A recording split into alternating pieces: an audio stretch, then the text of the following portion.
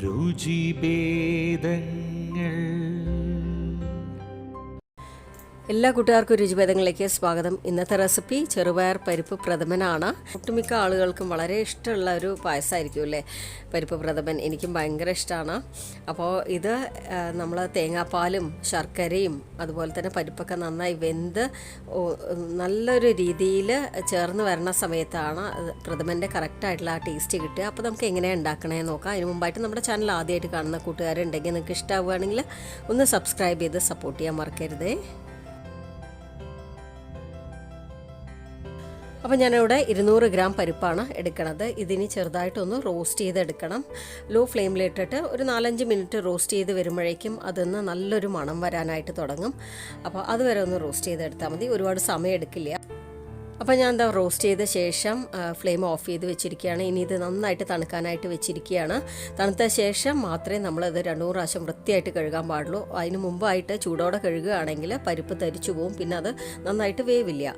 അപ്പോൾ ഞാൻ എന്താ കഴുകി പ്രഷർ കുക്കറിൽ ഇട്ട് കൊടുത്തിട്ടുണ്ട്. ഇതിൻ്റെ കൂടെ 50 ഗ്രാം പച്ചരി കഴുകി എടുത്തു വെച്ചതാണ്, അതുകൂടെ ഇട്ട് കൊടുക്കുകയാണ്. പരിപ്പ് പ്രഥമൻ തനിയായിട്ട് ഞങ്ങൾ വെക്കാറില്ല, കാരണം നല്ല കാര്യങ്ങൾക്ക് അങ്ങനെ വെക്കാറില്ല എന്നാണ് അമ്മമ്മ പറയാറ്.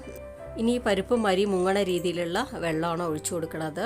അപ്പോൾ ഇനി ഇത് പ്രഷർ കുക്ക് ചെയ്തെടുക്കണം. ഒരു 2-3 വിസിലാവുമ്പോഴേക്കും നന്നായിട്ട് വെന്ത് കഴിയും ഇത്.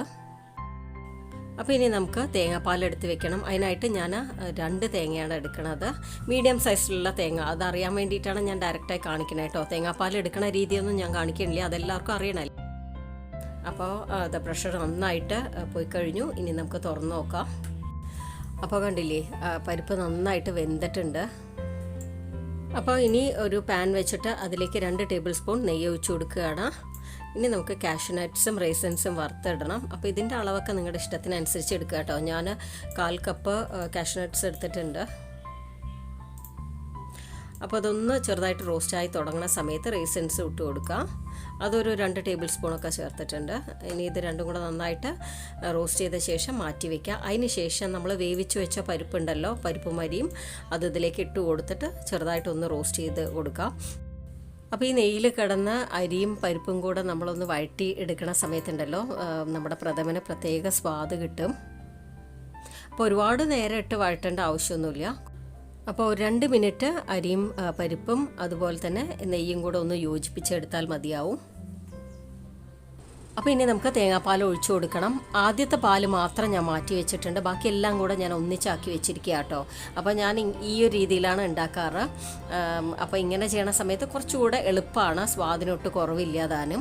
അപ്പോൾ ഇനി ഇതെല്ലാം കൂടെ നന്നായിട്ടൊന്ന് മിക്സ് ചെയ്യുക. ഈ തേങ്ങാപ്പാലിൽ പരിപ്പ് കിടന്ന് നന്നായിട്ട് ഒന്നും കൂടെ മിക്സായി യോജിച്ച് കിട്ടണം. പിന്നെ ഇതിൽ കട്ടകളൊക്കെ ഉണ്ടെങ്കിൽ അത് ചട്ടുകം കൊണ്ട് ഇതുപോലെ ഒന്ന് ഉടച്ചു കൊടുത്താൽ മതി. അതിന് ശേഷം ഞാനിവിടെ ആദ്യം 1/2 കിലോ ശർക്കരയാണ് ചേർത്ത് കൊടുക്കുന്നത്. ഇനി ശർക്കര അലിഞ്ഞ് ഇതിനോടൊപ്പം നന്നായിട്ട് യോജിച്ച് വരണം. അപ്പോൾ ഈ ചൂടുള്ളത് കൊണ്ട് തന്നെ പെട്ടെന്ന് ശർക്കര അലിയും. അപ്പോൾ നിങ്ങൾക്ക് വേണമെങ്കിൽ ശർക്കര പാനിയാക്കി ഒഴിക്കുക കേട്ടോ.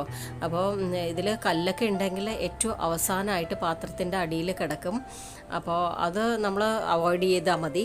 ശർക്കര അലിഞ്ഞ് വന്ന ശേഷം ഞാൻ മധുരം പാകാണോ നോക്കിയ സമയത്ത് ഒട്ടും മധുരം പോരാത്ത പോലെ തോന്നി കേട്ടോ. അപ്പോൾ അതുകൊണ്ട് ഞാൻ വീണ്ടും 1/2 കിലോ ശർക്കര കൂടെ ചേർത്ത് കൊടുക്കുകയാണ്. അപ്പോൾ ഞാൻ ആദ്യം ഇട്ട ശർക്കരയിൽ ഒട്ടും തന്നെ മധുരം ഇല്ലായിരുന്നു എന്ന് വേണം പറയാനായിട്ട്. അതുകൊണ്ടാണല്ലോ അത് ഒട്ടും പോരാത്ത പോലെ തോന്നിയത്. അപ്പോൾ നിങ്ങളുടെ ഓരോരുത്തരുടെയും ശർക്കരയെ ഡിപ്പെൻഡ് ചെയ്തിരിക്കണോ ഇതിൻ്റെ മധുരം കറക്റ്റായിട്ട് നമുക്ക് പറയാൻ പറ്റില്ല. നിങ്ങൾക്ക് ഏതാണോ പാകമായിട്ടുള്ളത് അതിനനുസരിച്ച് ഇട്ടുകൊള്ളുക.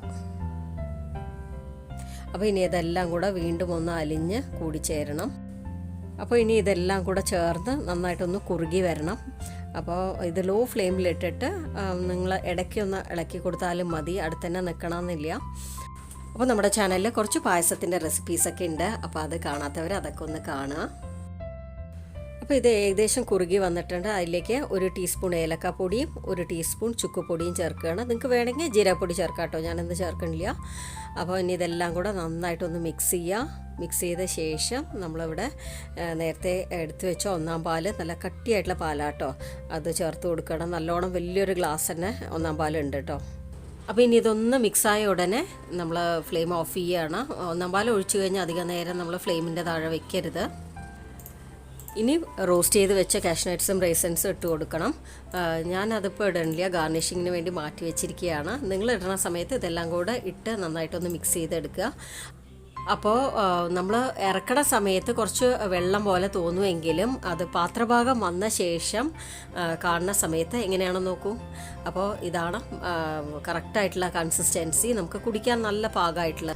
അപ്പോൾ എപ്പോഴും ഉണ്ടാക്കിയ ഉടനെ സെർവ് ചെയ്യാനായിട്ട് നിൽക്കരുത്, ഒന്ന് പാത്രഭാഗം വന്നതിന് ശേഷം മാത്രം ചെയ്യുക.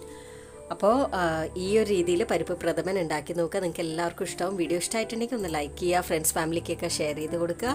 സബ്സ്ക്രൈബ് ചെയ്യാത്തവർ ഒന്ന് സബ്സ്ക്രൈബ് ചെയ്യുക. നിങ്ങളുടെ അഭിപ്രായങ്ങൾ കമൻറ്റിലൂടെ അറിയിക്കുക. Thanks for watching.